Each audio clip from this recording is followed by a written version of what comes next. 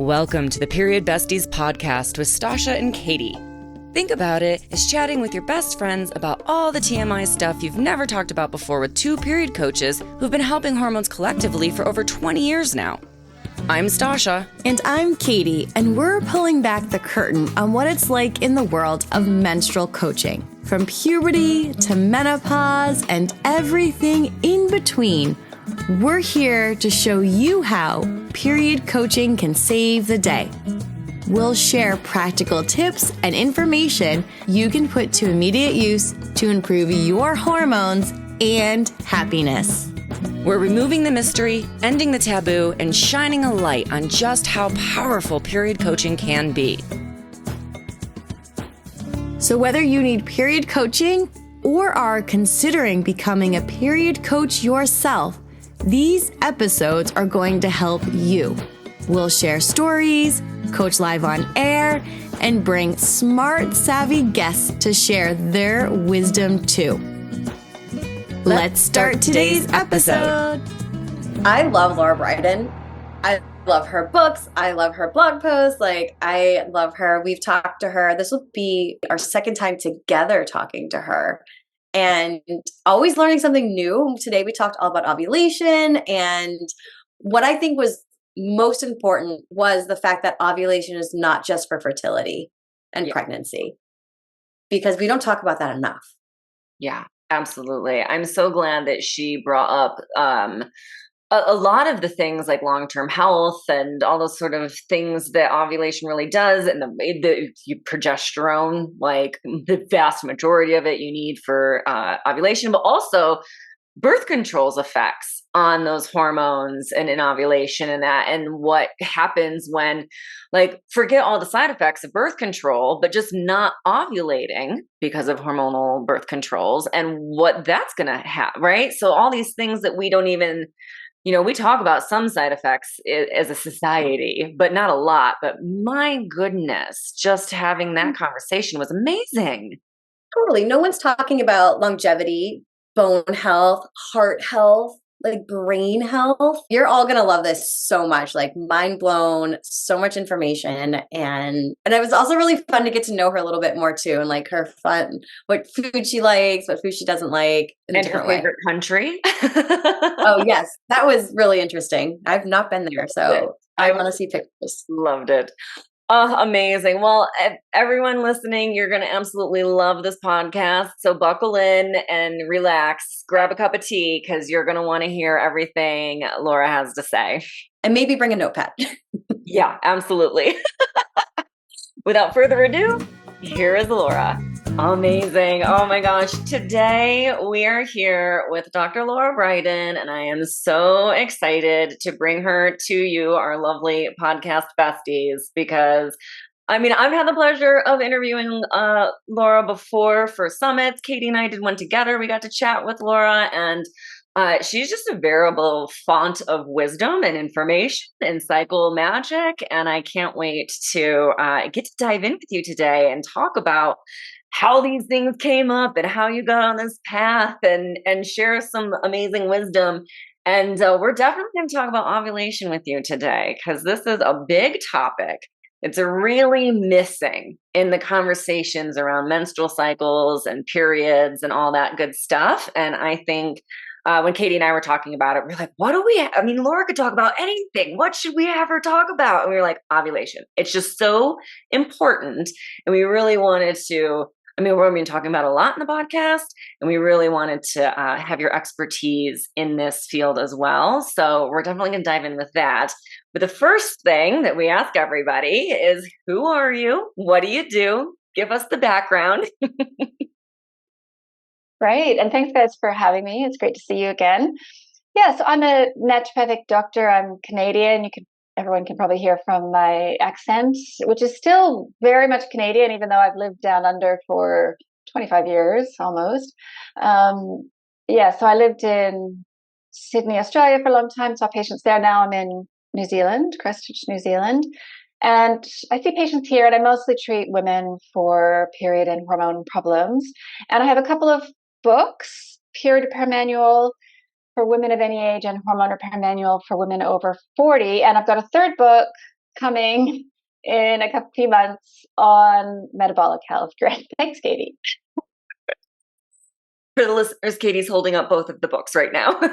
Yeah. Oh, we're so excited and I'm super excited for the new book. Like, I cannot wait. Yeah. I'm just chomping at the bit. Amazing. So I guess the first question really is, how did you get started working with menstrual cycles, with periods, and in that field? Yeah. So I've made the discovery that this goes much farther back than I thought. I discovered something in my own history. I revisited a biology research station where I met my best friend, Kevin. I keep mind me saying his name, 32 years ago now. And the Marine Mammal Research Station, I think, just to give set the stage. We went back there and I found these research papers that I'd written back then, and they were all about sex differences and female physiology and normalizing female physiology. And it was just a real penny drop moment. I thought, oh my goodness, I've had my eye on this for a long time. And just as a little part of that story, I was surprised at how well those were written. I thought, okay, here I'm going to look at something I wrote at age, 21. How terrible is it going to be? And I was like, wow, it sounds very scientific. Impressed by that.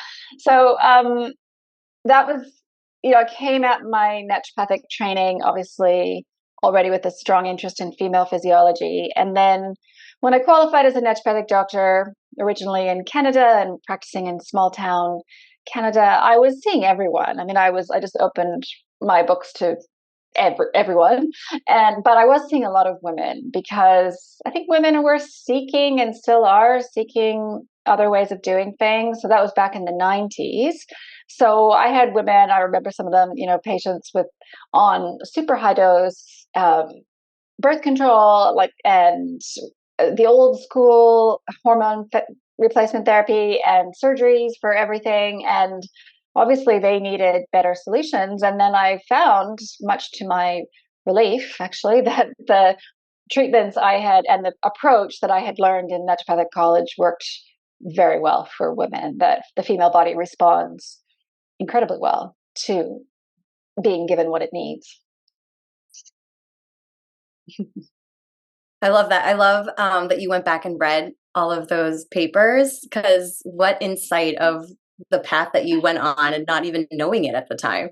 Yeah. I always love hearing things like that. Yeah. So let's jump in and talk about ovulation, because we were talking about this before, like we wanted to talk with you about ovulation. Yeah. And it really seems to us that you really brought it to like the forefront, like ovulation. You talk about it a lot and you make it accessible when you do talk about it too. So we both wish it was like a bigger topic all of the time, right? So talk to us about like really what brought you into this specific topic and how you've been able to really share it and support women and really talking about that. Yeah, good question. It's interesting because through my lens, it all seems so obvious. And I'm trying to remember if there was a time before I kind of understood that, but maybe that is my background in biology and coming at it from that angle. But I mean, ovulation is the engine of the menstrual cycle. It's the main event. It's like there will be no menstrual cycle without ovulation. It's how women make hormones. So it's, I guess, yes, as you point out, I've been trying to shift the conversation away from the period, which is really just an unavoidable event 2 weeks after ovulation. So ovulation is a one-way door, right? Like this, you can't unovulate. You ovulate, and you are either, assuming you have a uterus or you're not on the hormonal AD or something, but like assuming once you ovulate, you are either headed to a period approximately 2 weeks later, or you're pregnant. And those are the only two outcomes. So do you see what I mean by being the engine? Like this is how, the only reason a cycle is monthly is because that's how long it takes the ovaries and the communication between the brain and the ovaries to coordinate ovulation and then have a luteal phase. So the first part of the cycle, obviously the follicular phase, I'm sure your audience is very familiar with all the phases, but that the first part of the cycle is when the brain and ovaries are working that out. It's like, okay, can we ovulate? When are we going to do that? It's like, right, we're getting ready. And that phase is somewhat variable with age and just circumstance. But then, as you know, like once you ovulate and the ovary forms that temporary corpus luteum gland, that lasts 2 weeks unless you're pregnant. So that's like the timing of that is written in stone, basically. And so it's interesting you say, when did I kind of get into it or discover it? Like almost from the very beginning, I found it very puzzling, like genuinely puzzling, that anyone, and by anyone, I mean, including scientists and doctors and journalists, would talk about menstruation without talking about ovulation. It's like a regular menstrual cycle has no meaning if you're not actually kind of charting and figuring out if you're ovulating. Because a very important thing that your listeners need to know, they probably do know, but I'll just, as review, it is possible to have somewhat regular bleeds but not have ovulated. And that is not good. I mean, it's fine to have the occasional cycle where you don't ovulate. We all do that. That's not a big deal. But to be consistently not ovulating but still bleeding or consistently not ovulating and not bleeding, to be consistently not ovulating for a woman of reproductive age is bad for health. It's not a good sign. Yeah. I feel like every, I don't know, 6 months or so, you see an article about how you don't need to have a period. And then right. I'm a keyboard warrior going, well, you yeah. You have a period if you're on hormonal birth control, but you need to ovulate if you want to be healthy. Like you need to ovulate if you want to have like bones when you're older. And I get all ranty and crazy and cranky about it. Well, this is an example how using the wrong words for things can lead to confusion. So what you're describing there, what's happened, and because I'm a huge fan of using the precise, correct words for things, it makes a big difference, actually.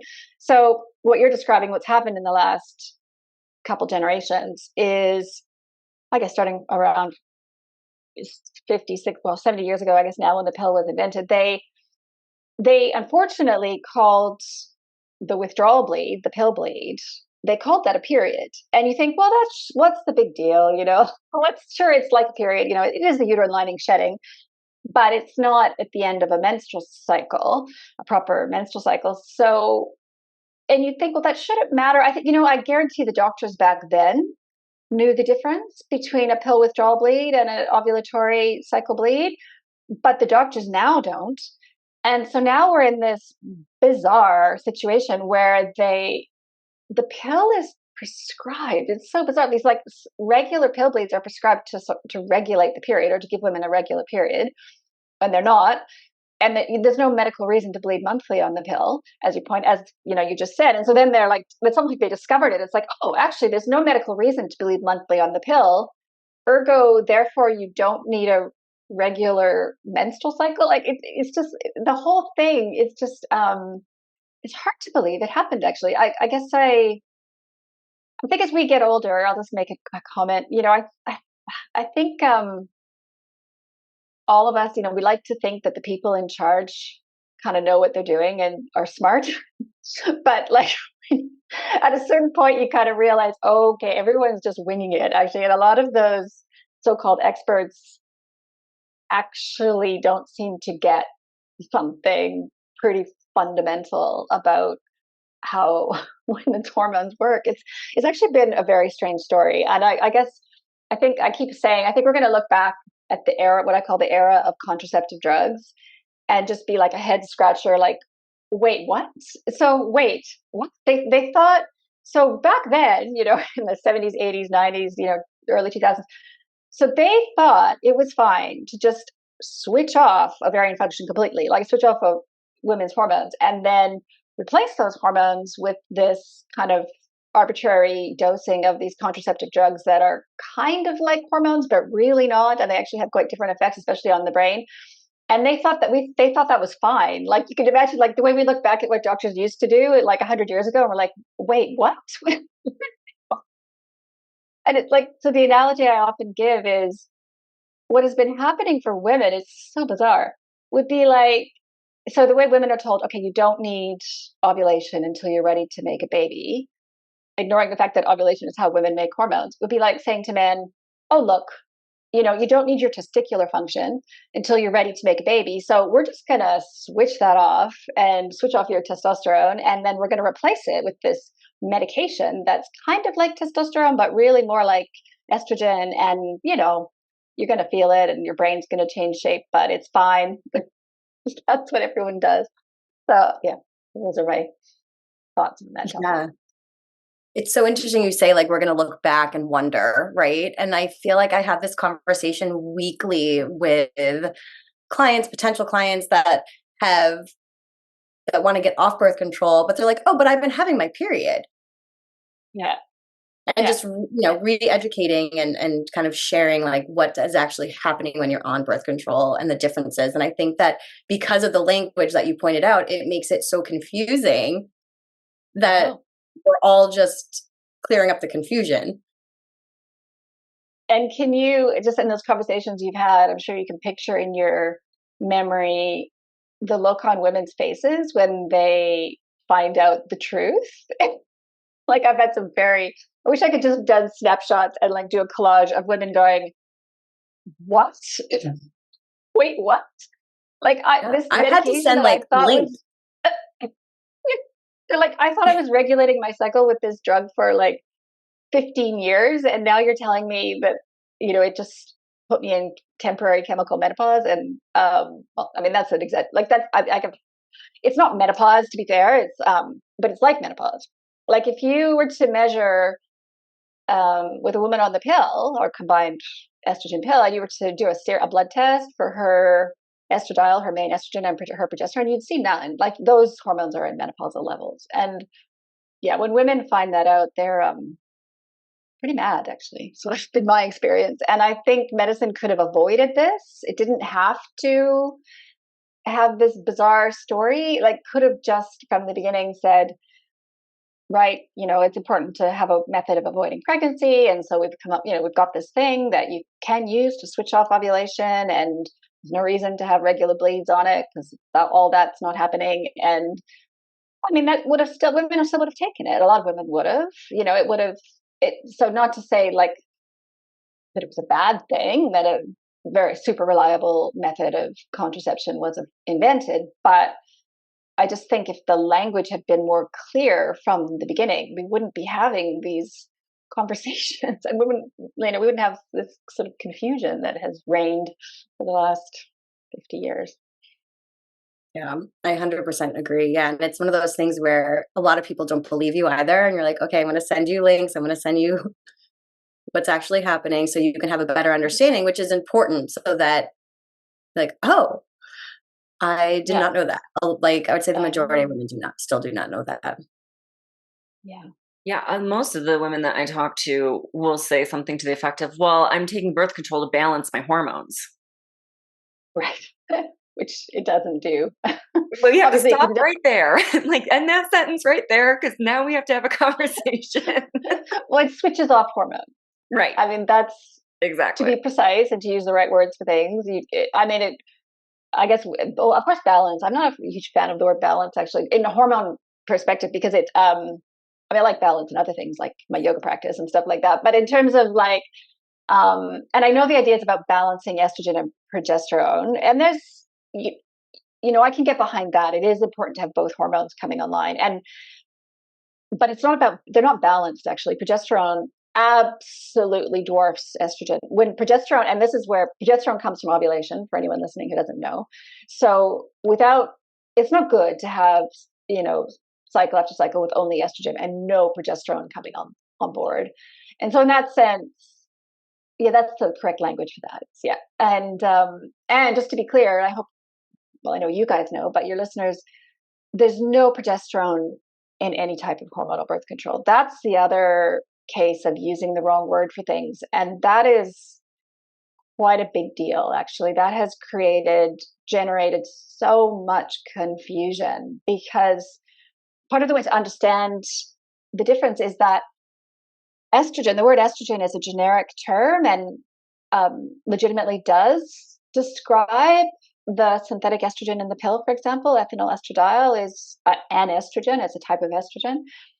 But progesterone is not a generic term. It's specifically one molecule that we make with ovulation or that we make during pregnancy. And the nervous system always makes a little bit of progesterone. Progesterone's around, but we make these huge amounts of it when we're of reproductive age. And the progestins in hormonal birth control are really quite different. They're, in many ways, they're opposite effects on some tissues, particularly the brain and metabolic health, which is the topic of my next book. And they're doing things in the body that are very, very different from progesterone. And that's so in that sense, yeah, the pill is doing the opposite of balancing hormones. It's robbed women of progesterone and replacing it with something that in many cases is the opposite of progesterone. So, yeah. Yeah. Well, and that actually brings me to my next question in a way, because I wanted to very clearly lay out the benefits of ovulating, right? Right. So obviously at this point, just to clarify for the listeners, ovulation is a required part of making progesterone. Yes. So what is the short and long-term benefits of ovulating regularly?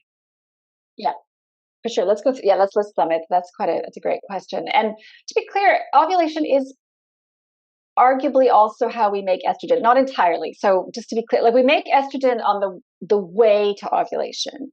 And it is possible to make quite a lot of estrogen and never actually achieve ovulation or make progesterone. But, flatline women who are in a, for example, have lost ovulation due to undereating, that would be, they are not making estrogen either. So the benefits of regular ovulation are actually the benefits to some extent of both hormones, and specifically, as you say, of progesterone. So the benefits are for long-term health, or what sometimes people call metabolic reserve. So it's also sometimes called an estrogen score. So over your lifetime, the decades of exposure to these hormones builds the health of different organs. And I'll just clarify, exposure can either be from regular cycles, natural cycles, or pregnancies. To be fair, because there's always the argument made, well, our ancestors never used to have so many cycles. No, but they did have a lot more pregnancies. And actually pregnancy gives you a huge exposure to both estradiol and progesterone, just an enormous exposure, which is a good thing. I would say from the research suggests that's actually also builds metabolic reserve. That's good for women, and not just, reproductive related things. So, decades of exposure to estrogen and progesterone is good for brain health, long-term brain health. It's good for long-term bone. You mentioned bones, I think, earlier. So, we need both of those hormones to both achieve peak bone density in our kind of mid-20s, around 30, and then to kind of slow the loss of it. So we want to head into menopause with still quite good bone reserve or bone density. We would have got that in part from hormone exposure. There's other factors in bones, obviously, but the estrogen and progesterone are huge, pretty big for that. So I mentioned, the immune system loves both hormones. So I think I mentioned the brain. Did I mention the brain already? The brain is, so long-term dementia risk can be reduced by beneficial exposure to these hormones over the decades we're supposed to have them. And plus, they're just, generally, I would argue they're both quite good for mood. So I think they're both just quite good for enjoying life. And estrogen is anabolic, so it helps to build muscle as well. So the women are stronger and arguably happier with these hormones coming online, which is not that, it's just obvious if you think about it. Men are stronger and happier because of testosterone, which I think most people would agree with that. So it's the same for women. And I get that some people might be listening and thinking, well, their experience is having negative mood reactions to their hormones. And sure, that's that's an experience for some people, but that's not I would say that's not a normal experience with the hormones. The hormones make us feel good in general. And so there's this beautiful quote from Professor Geraldine Pryor. I always bring her up because she's been quite influential in my work. She's Canadian professor of reproductive endocrinology. And the quote of hers that I like to say is that women benefit from 35 to 40 years of regular ovulatory cycles, as in natural cycles, not just for fertility, but also to reduce the risk of dementia, heart disease, osteoporosis, and she lists breast cancer as well. And the reason she puts breast cancer on that list is because of progesterone. So estrogen, as listeners probably know, estrogen it generally somewhat has a breast cancer promoting effect, although I think that effect is quite small, but still that's probably where that hormone sits, whereas progesterone counterbalances that. And at least Professor Pryor argues that progesterone generally has a breast cancer risk reduction effect, which is possibly one of several reasons why full-term pregnancies tend to reduce the long-term risk of breast cancer, because of all that huge dose of progesterone that women have during pregnancy.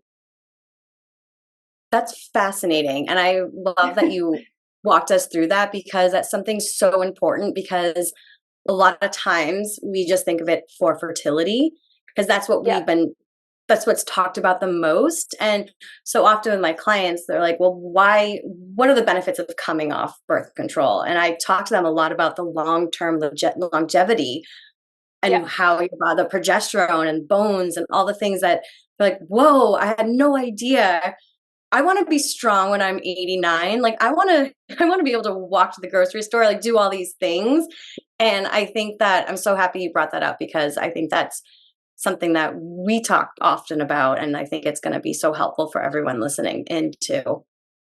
There is, so as you can imagine, there's not a huge amount of research on some of this, but there has been at least one study, and I could find a citation if you wanted it. I get to look around for it. But basically what they found was that it was a correlation study. So they found that women who did not take the pill ended up living longer. Now, they don't know causation in that. So, that it could be that, for example, an obvious thing, it could be that, well, women who had other sorts of health problems were more likely to end up on the pill. And so that also, but it could also be what we've just been describing, that having natural cycles is beneficial and contributes to a longer lifespan, potentially.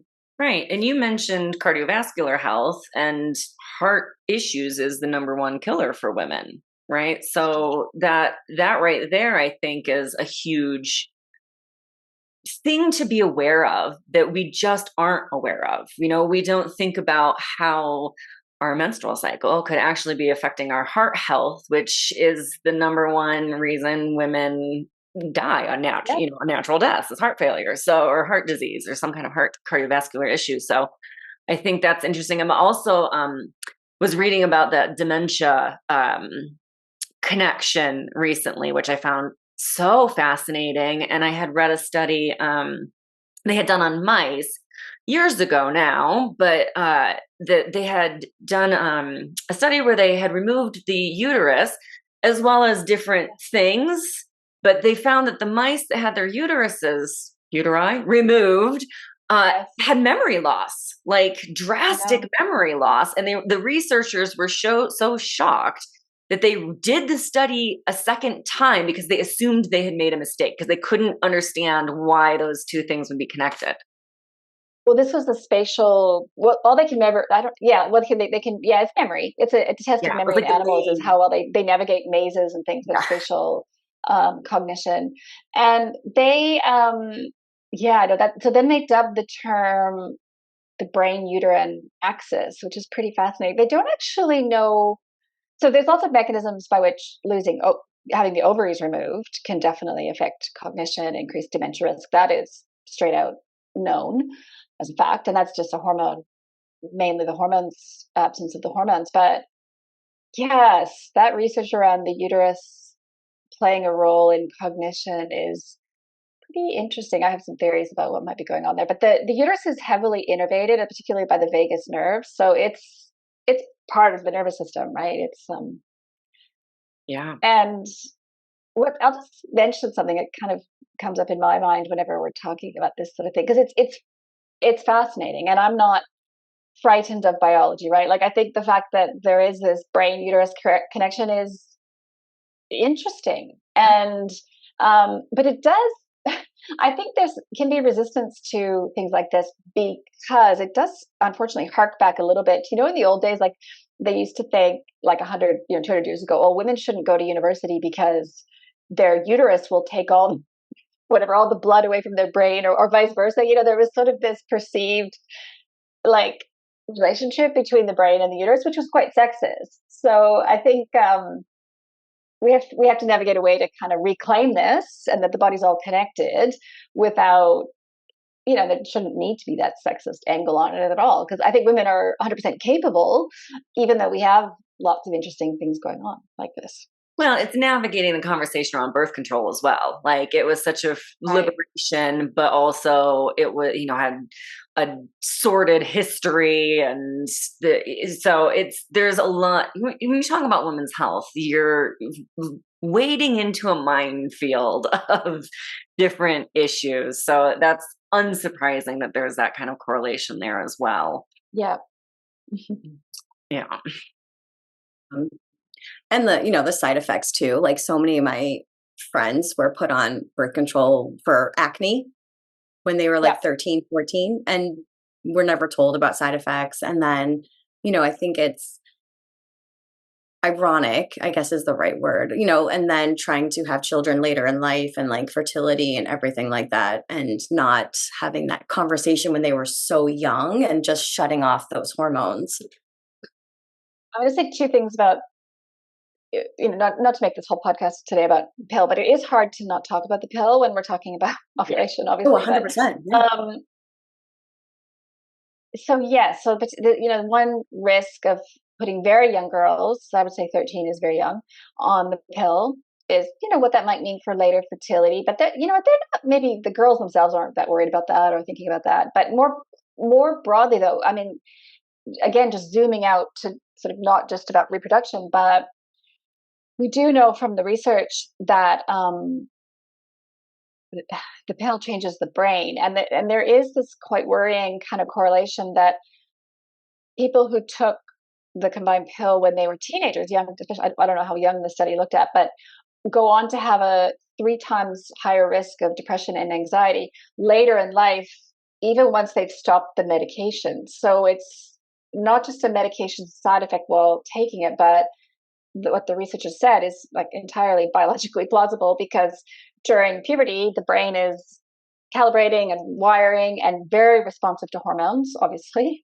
And so it will change in response to those contraceptive drugs, which are kind of like hormones, but not really.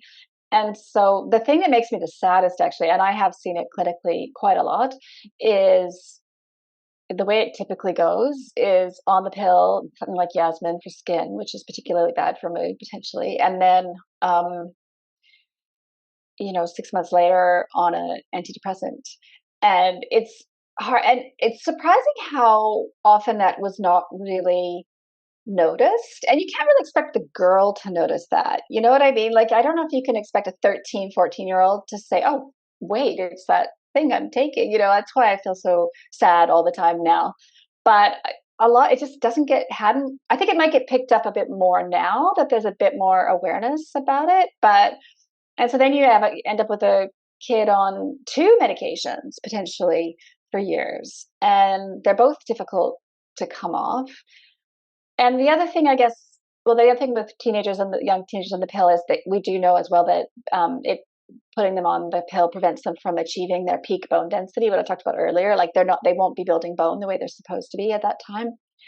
And then the third thing, it does relate to future fertility, but not just fertility. As we've said, ovulation is beneficial for everything. But I might have said this to you guys before, but like the communication between the brain and the ovaries in terms of coordinating ovulation, what the research seems to suggest is that takes 12 years to mature.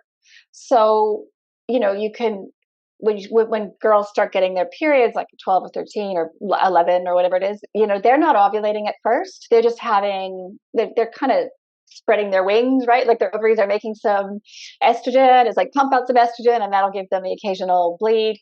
But it's only after a while, like ovulation starts to come online more regularly. And what the research suggests is to achieve, really regular, robust ovulation and robust progesterone production and a good long, 14-day luteal phase takes 12 years to mature. And so, yeah, like that potentially means, and to be fair, luckily the body's resilient, but like I've had patients who maybe never really ovulated. Like they're sitting there at 35 trying for a baby. They've been on the pill the whole time. And so now they're trying to ovulate for the first time, kind of like they were supposed to do at 13, but now they're 35 and now they're under the gun. It's like, if I don't, ovulate and make a baby in the next 2 months, I'm doing IVF. It's like, right. I'm like, well, that body is not a machine. Like there's nothing you can take apart from, ovulation stimulating medication, but like, it's hard to just force the body into a regular, robust ovulation. It still needs to take some time to figure that out. And what I meant by saying the body's resilient, fortunately, it doesn't seem to always take 12 years at that point, because that would be impossible. Like 12 years from 35 is obviously too late to make a baby, but the body will try its best, right? It's like, oh, okay, well, I've never had to do this before, but I can see you want me to ovulate, so I'm gonna, do my best here, and it will try to catch up. But I mean, how much better if we could just let girls, mature their ovulation in the way that it's supposed to happen, and also they can benefit from the hormones at the time, and hopefully, have the mood benefits and everything from that all the time throughout all of this, acknowledging that some women have symptoms. And I get that. And obviously that's why I've written 2 books about that, to try to give people relief from it. So, because on the one hand, and I always get this from my social media followers, I talk about how great ovulation is and how we should all be trying to do it regularly. And then they're like, oh yeah, but I have, painful periods or painful ovulation or premenstrual mood symptoms, or, I have these things going on. So I really need, therefore, to suppress ovulation. And it's like, in my experience, there's almost always another solution for the symptoms. I mean, I'll grant you, I guess there's always those outliers, someone whose symptoms are just so intense, so severe, then, okay, well, we can accept that some ovulation suppression might be the best thing for them to live a better life. But for the majority of women, there's other ways to feel better and symptom-free. Yeah, that's something that I feel like I say often is, for, 80 to 90% of you, we can figure out a better way to do this. Yeah. Obviously that matters, but for most of us, there's a better way. So, but actually it kind of makes me curious as to what is your favorite thing about working in this field, right? We've talked a lot about the pitfalls and the downsides, but what's your favorite thing about working in this field? That's a good question. I don't think anyone's ever asked me that before. And I've done so many podcasts or so many interviews, as you can imagine. Like, there's always the question. I'm like, favorite thing? I'm just trying to check in with my heart, right? Like, I'm just trying to think. I guess, yeah, like the thing that gives me the greatest joy is just seeing biology in action. This goes back to my biologist. I'm a biologist at heart, really, actually. And just seeing, like, of course the female body knows what to do. So with, mainly with my patients firsthand, but then hearing stories as well from people saying, yeah, I changed my diet and my ovulation started coming regularly and I don't have symptoms. And it's just like this validation constantly for me of like, of course, female physiology works. It's not broken. Like, look at all these examples, tens of thousands of examples of women who thought they were broken. And then they discover, actually, my body works. I mean, this is my mantra. It's at the end of period of premenstrual, and I often finish presentations with, trust your body. It knows what to do when it's given the right support. Women's health is not as complicated or mysterious as we've been led to believe. I love that. Yeah, trust your body. Yeah. So on that, what's something that you do with every client, or is it so personalized, or is there something very specific that you start with? We're just so curious, like how sessions work with you. Right. Well, I mean, the starting place is always just to find out as much as possible as to what's going on. Try to get some clues, I guess, as to what might be what I call the obstacle to ovulation, or the obstacle to an easy period. Because of course, women can have period problems even if they're ovulating regularly. Regular ovulation doesn't fix everything. Um, and then, and a lot of the time, I guess, if I'm looking for kind of a common first step, for a lot of symptoms, inflammation will be present, right? Like this is a really common one. And this can affect mood, premenstrual mood. It can affect period pain for sure. It can affect regularity to some extent. Definitely has a huge impact on perimenopause, will transition. And so, and a lot of the time, you won't be surprised to hear ovulation or inflammation is coming from the gut. So, I mean, this is very cliche naturopathic doctor. This is what we always, treat the gut. But this is, you can get a lot of mileage from that. Like you could treat, like address, remove food sensitivities, or just treat something called SIBO. I don't know if that's come up on your podcast before, small intestinal bacterial overgrowth and just kind of I say to my patients, like, let's not micromanage the period symptoms at the moment. Like you've got this glaring gut issue. Let's just treat that and then see what happens. And it's like, and a lot of the time it's like, oh, wow. They're like, oh, I've had these, like, my period just arrived, like no premenstrual mood, no pain or anything. So I guess it's a lot about trying to find the underlying drivers. So inflammation would be an example. Just straight up nutrient deficiency is an example. A lot of women are just walking around low in iron, low in magnesium, low in protein. They're just low in zinc. They're just malnourished, basically. And even if they're not under eating, and they're just malnourished because of our modern food supply. So correcting that can do a lot. And and I guess then metabolic health as well. So that's my third book. So I mean, that would be more in the category of the territory of polycystic ovary syndrome and PCOS. And there's no doubt that metabolic dysfunction, also called insulin resistance, also that whole category of problems affects periods, and vice versa. Actually, our menstrual cycles do affect our metabolic health to some degree. Certainly perimenopause does. So I guess that's, and you know what, it's interesting you ask about with patients, because I still like it. Like I do see fewer patients now than before, just because I don't have as much time to do it, and it's quite tiring. But I still enjoy it. And I think maybe to be a practitioner, I don't know if you're, other people can speak to this, but like, I find that, like, for me anyway, a key ingredient to keeping going with this kind of work and working with patients is curiosity. Like, I'm curious about people. I'm curious about their stories. And I like it when things kind of make sense, like logically make sense. Like that thing I was talking about, like, this woman might be saying, oh, I've always had problems. I was on I took antidepressants as a teenager. And then I'm like, oh, and when did you take the pill as well? And she's like, yeah, actually I did. I'm like, well, what are the dates on that? And she's like, oh, let me think. And then it's like, wait, what? Yeah, I took the pill. And then like 6 months later, I like, so kind of seeing that sort of logic emerge. I'm like, yeah, that's a pattern I'm familiar with. And, so all that said, sometimes there's a patient where I'm like, I can't figure out what. So once in a while there's someone, it's like, where it's very puzzling, and then I'm just like, there's something where we don't know about, like there's something, some aspect of your health that is unclear at this stage. So hopefully trying to figure that out. So I like that problem solving, and I'm curious about how things work biologically, including my patients, because how they work biologically. It's like you were in the school mastermind last night. I mean, oh, really? We were talking about #nerds unite, by the way, is like inside the school, we're constantly like #nerd, because most of us are very curious people. Like, this is why we want to be coaches, because they are such interesting things. And yet just last night we were talking about how you get through the gut health eliminate all of the symptoms that are stemming from that inflammation and gut health and see what you're left with, and then start diving into things. And you'll see so often that your clients are, that's it, you're done. You go into the gut health, you get rid of that inflammation, and you've actually resolved a lot of their problems, if not all of their problems. So it's like you were spying on us last night. Yeah, there you go. Yeah.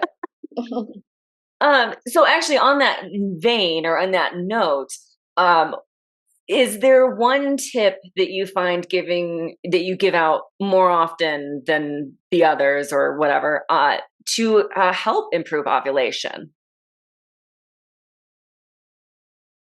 Yeah, I mean, yes. So for someone who, well, first step one is to figure out if people are ovulating, and that's actually a really important step, because a lot of people assume they are, but they might not be, and so just figuring that out, and then the next step. Look, no, there's not one thing at one. And apart from being fully nourished, I would say being fully nourished in everything: magnesium, zinc, choline, protein, all the things, calories, like just making sure you're eating enough, because ovulation very much is sensitive to that. Any nutrient deficiency can impair ovulation. But the next step, so if you're confident you're not ovulating and you're confident you're fully nourished, the next step really is, there has to be a troubleshooting step in there, because there are so many ways to lose ovulation. There's this, okay, nerd alert. I'm going to share just a little, I don't know how much time we have here, but I'm going to share just a little, trying it out on you guys, because I love it, but I don't think people always get it. So there's something called the Anna Karenina effect. I don't know if you've read the novel Anna Karenina, but anyway, he opens the novel with, I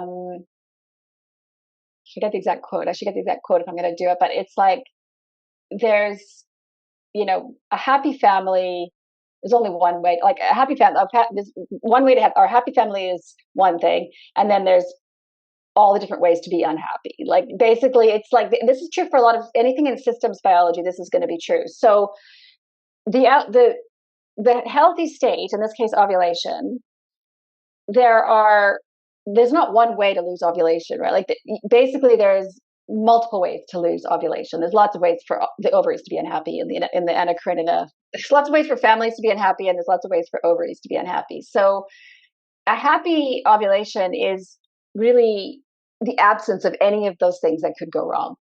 So this is, I don't know if that helps, but like, this is why there's not one set of cookbook things any one individual can do to ovulate, because you have to, because usually for most individuals, lots of things will be going right. Like most people, here's an example.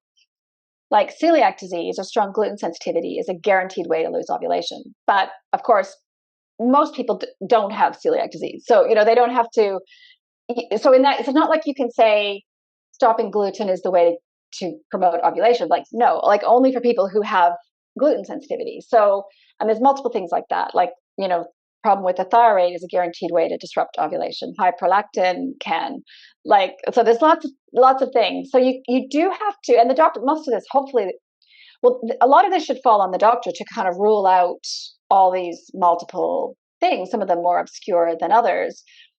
Unfortunately, as you know, a lot of the time that's not happening. A lot of the time they're like, oh, I'll just put you on the pill and you get regular cycles. You don't have to worry about any of those underlying things that might be going wrong. But certainly there's around gluten. I've seen the citation a few times saying basically every single woman who's struggling with fertility should be screened for gluten sensitivity and celiac. It's that profound in terms of its ovulation suppressing effect. So, and then at the end of the day, usually once the kind of more, not that gluten is that rare, but like once the more rare, obscure things have been ruled out, everything's been ruled out. If women are really not ovulating regularly, after that, it usually kind of falls down into two camps. It's either the high androgens, the PCOS situation.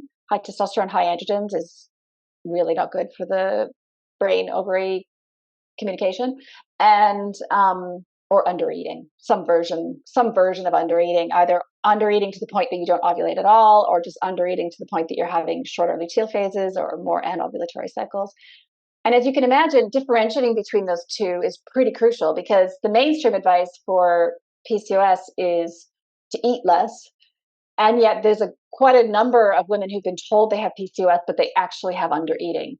So they like they think they're really broken. These are the patients. This would be the most satisfying kind of patient interactions to have, because they've been told, possibly for years sometimes, that they have PCOS, mistakenly told that based on ultrasound, which cannot diagnose PCOS. And so they've been just getting stricter and stricter with their diet. They want to ovulate, so they're like, okay, lower carbs, less, more exercise, and they're just basically going 180 degrees in the completely wrong direction from where they have to go to ovulate. And so they think, and they might have been doing it for years, and they think, I'm really broken, like I must need the pill, like this is crazy. But so if you could be like, wait, you don't have PCOS, you just need to eat more, like way more, like probably like 1,000 calories more per day than you are right now, and that'll take 4 months to kick in. But if they can commit to that and turn around, and then they're like, oh, now I'm ovulating, and it's like, there's like nothing ever was wrong. Like once the body has what it needs, it'll do it. And that's a very satisfying kind of patient to help. So hopefully some people listening to this podcast might kind of think, am I in that category? Yeah. Oh, absolutely. I'm sure light bulbs are going on all over the place right now. Yeah. I love that you brought up kind of the under eating, because I see that a lot with women with thyroid and with PCOS. We have loved listening how you take care of others. So I would love to hear how you take care of yourself. Like, what are some of your non-negotiables when it comes to like your health and joy? And I know you live in beautiful New Zealand, so I'm sure there's lots of outdoor activity. Yeah.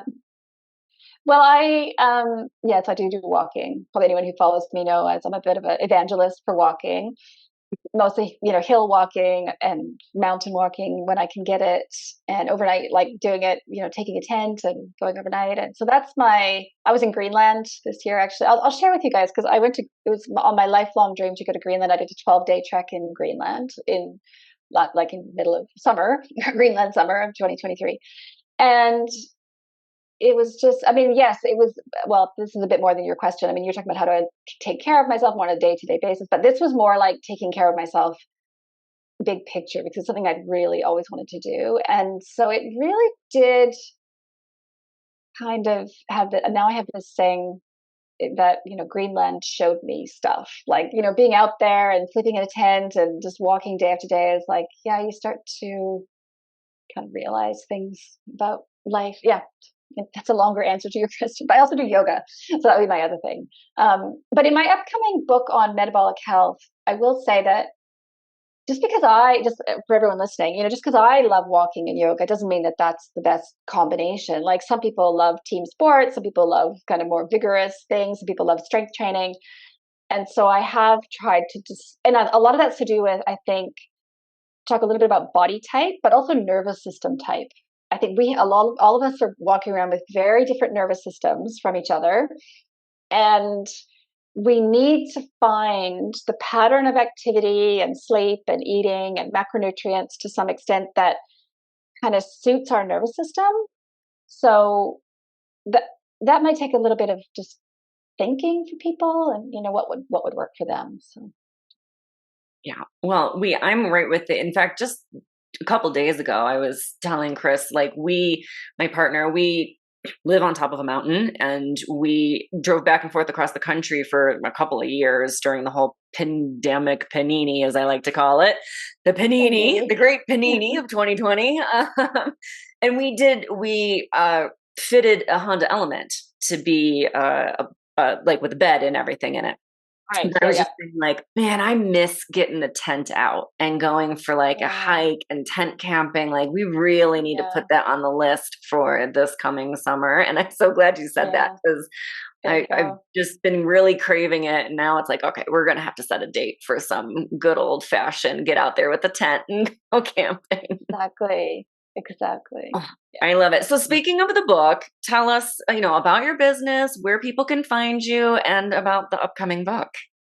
Okay, thanks guys. So I'm easy to find at larabriden.com is my blog. And I still do blog occasionally. I have a podcast now, which is really just me talking for 15 minutes on different topics that you can link to it from there. All my social media is at Lara Briden. And as I said, I will have 3 books very soon. So Period Repair Manual, Hormone Repair Manual, and then a book on metabolic health, titled to be announced soon.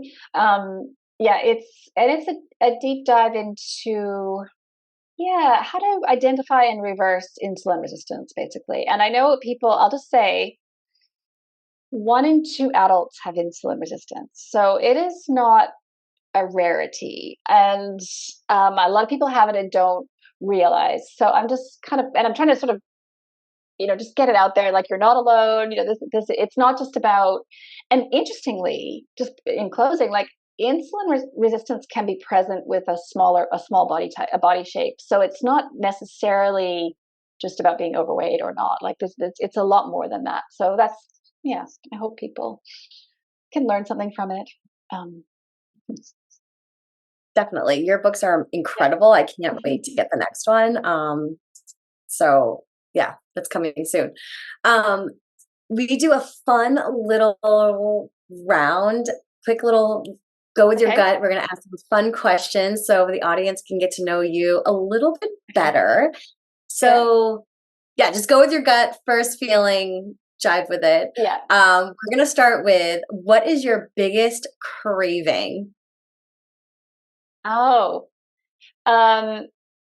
Like, for food, or generally I'd say craving for walking is, like, I know it sounds crazy, but, like, it is a craving. Like, the place where I go hill walking the other day was closed because this park was closed because they were using it for fire. We had a fire on the hill, and I was just, like, I almost cried.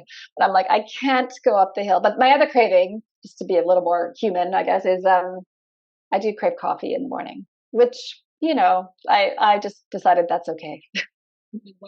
Coffee, I do like it. Yeah. Well, that kind of answers the next question, but let's say you didn't have coffee available. What would you have to satisfy your craving? Oh, I have, like dandelion coffee. I think it must be about the bitter drink as well. I don't think it's just the caffeine. I think it's something about the hot bitter is, and speaking of that, just give a slightly longer answer. That stimulates the vagus nerve, right? So I've mentioned the nervous system already today. So in my new book, I talk a lot about the autonomic nervous system. We are all about the autonomic nervous system. I think almost everything we do is kind of about that. So bitter hot drinks probably do stimulate that. So sometimes deep breathing and yoga, and getting outside and going barefoot and yeah. Well, I think you've answered the next question, like favorite way to move, like yoga, walking. Yeah. Are they both like your favorite? Yeah, those are hands down my favorites. But again, I do want to just say, it doesn't mean it has to be everybody's favorite. So we're all different body types. We don't care about anyone else right now. This is just about you. Yeah. Just me. This is all about me. Okay. That's right. Yeah. Screw everyone else right now. Yeah, exactly. Yes. Yeah. I like swimming too. Ocean swimming. I'm not super brave with it, but I do love getting in there, and I do snorkeling as well. Especially when we lived in Sydney. When we lived in Australia, that was where I did discover under the water and a lot more about the ocean. It's beautiful there. Australia is perfect for that. Absolutely. Okay, so what's the number one self-care go-to when you're, like, stressed out? A hot bath. Yeah, like that. Sometimes if I'm really stressed, I might have like 3 in a day, which, unfortunately, in New Zealand we have water enough to do that. But one time my husband came home, he's like, wait, how baths again? So what music do you listen to when you're working? The one that came to mind is not exclusively this, but sometimes Game of Thrones soundtracks, like like when I'm writing, I kind of like, somehow, I guess maybe the big boomy, like, instrumentals, definitely instrumentals. And just, it's like epic or something. I just need that sense of vastness. When I'm writing. The Lord of the Ring ones when I'm writing. I like the YouTube, like Lord of the Ring ambiance ones. Yeah. We share that, Sasha. That's funny. It's perfect for it. Okay. What is your favorite place or country that you visited? Greenland, that I mentioned earlier. Yeah. It's we'll talk about that next time you have me on. Yes, it's just vast and epic. It is kind of like a Game of Thrones soundtrack. Actually, it's like that. And my husband and I came away from it going, look, every other place we go to now, Canada or New Zealand, we're like, this is beautiful, but like, it's not Greenland. It's not Greenland. Yeah. So. Your favorite holiday? Yeah. So I guess the one that came to mind is winter solstice. So winter solstice, so Christmas, I guess. Yeah. Yeah. I love that too. My birthday's right around then too. Although I had to reverse them. So I'm Canadian. I grew up in December would be winter, depths of winter, shortest day, and now some of the time I'm, it's the longest day, just a little bit disorientating. Yeah, Christmas with summer is kind of when I moved from New York to Southern California, I was like, this is weird. Yeah, it's weird. I still don't like it. 25 years on, and I'm still like, this is strange having summer in December. Is there any food that you hate? Meringue type things, like the sweet, like the egg white, like, and sugary. It's not even so much that I think sugar is bad, although I kind of do, but I do eat sugary things sometimes. But that particular something, I don't know why. I have to scrape it off if that's on a dessert. Pumpkin spice, yay or nay? That's not really a thing in New Zealand. So I don't know if I've had an opportunity to yay or nay that. That's not on my radar at all. I do like pumpkin pie though, like homemade pumpkin pie that I grew up with. So I guess it would have to be a yay. But we don't have pumpkin spice lattes or anything as far as I know. Yeah. I worked at a Brazilian restaurant for a while, and they always put cinnamon in the coffee there. And so I got addicted to cinnamon in my coffee. And then when I realized the caffeine and endometriosis are not friends, I moved to the dandelion root teas. But I still add cinnamon because I just still. Yeah, that could be quite nice, actually. Yeah, I like some of the spicier dandelion root ones too, like a chai kind of dandelion. Yep. Yep, love it. Do you cook?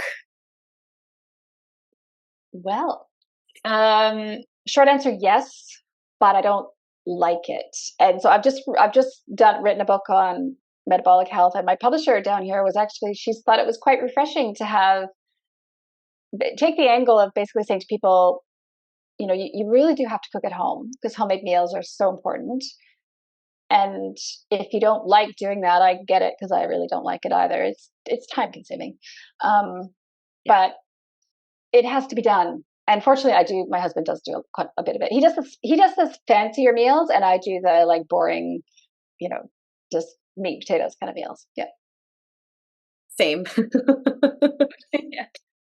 My husband's a foodie, so he the presentation of the dinner, I'm like, just feed me. Like, I'm hungry and it has to look a certain way. Yeah. But I always say I cook to eat healthy, but I'm not a chef. My husband's a chef. Yeah. Not in real life, but he should be. Favorite place to work? Just my office. It has a window, looks out onto the garden, has a window onto the garden. So I guess that would be yeah. All right. It's interesting when you say work now, I think writing. Of course, I still do see patients, that's work. But for me, I guess writing has become the main thing. Yeah. Yeah. A garden view. Perfect. Yeah. Oh, absolutely. Last question. Right. Okay. What's your ideal Friday night? Yeah, I was watching TV with my husband. I'm curled up on the couch. Yeah, that's pretty classic. But yeah. See, I like these kinds of answers because I think I think a lot of women have this idea that they're supposed to be doing, it's Friday night, I should be. And the reality of the situation is like, it's okay. Like, you can just relax on the couch. Yeah. I mean, I went to a play with a friend last week, and she invited me, and I'm like, wait, does this mean I have to go out at night? And she laughed. But I mean, to be fair, some of it could be my age. I mean, I think when I was younger, I liked going out a lot. I think it's also a bit cliche, but it's real. I mean, when you're 20 something, and sure, going out is more fun than when you're 50 something. But I can't speak for all 50-something-year-olds. I'm sure many of them still like to going out. Maybe. I've been an introvert. Maybe. I'm a fan of just everyone leave me alone. Yeah. I go through phases. Yeah. Oh, Yeah. Amazing. Well, thank you so much for joining us today and just sharing such amount of knowledge and wisdom with us. That was fantastic. And to have a little insight into the behind the scenes of, your life and business. I think people, like to see that, we're actual human beings behind the scenes, and I know a lot of people love your work and your books, so I'm sure that they like to just feel like they can get to know you a little bit better, and I'm sure go, oh man, me too. Yeah. No, thanks, guys. You definitely, you're good interviewers. Lots of interesting questions. Curiosity, hashtag nerds. That's the curiosity in action for sure. It was great. Yeah, it was fun. Thank you so much. Thank you for joining us, and for everyone listening, thank you for listening, and we really appreciate you. Bye for now. A big shout out and thank you to our sponsors for today's episode, Period Coaching School and Katie Bresek Wellness. Thanks to you, our favorite bestie, for listening to the Period Besties podcast, where no topic is TMI. And of course, share this episode with your besties. Remember to leave us a 5-star review, nothing less than the best for us besties, and subscribe wherever you listen to podcasts. You can follow us on Instagram at Stasha Washburn and at Katie Bresek, or email us at periodbestiespodcast@gmail.com. Check out more about us at katiebresek.com and periodcoachingschool.com. And of course, check the show notes for free goodies and extras that support this episode. We'll see you on the next episode. Bye for now, besties.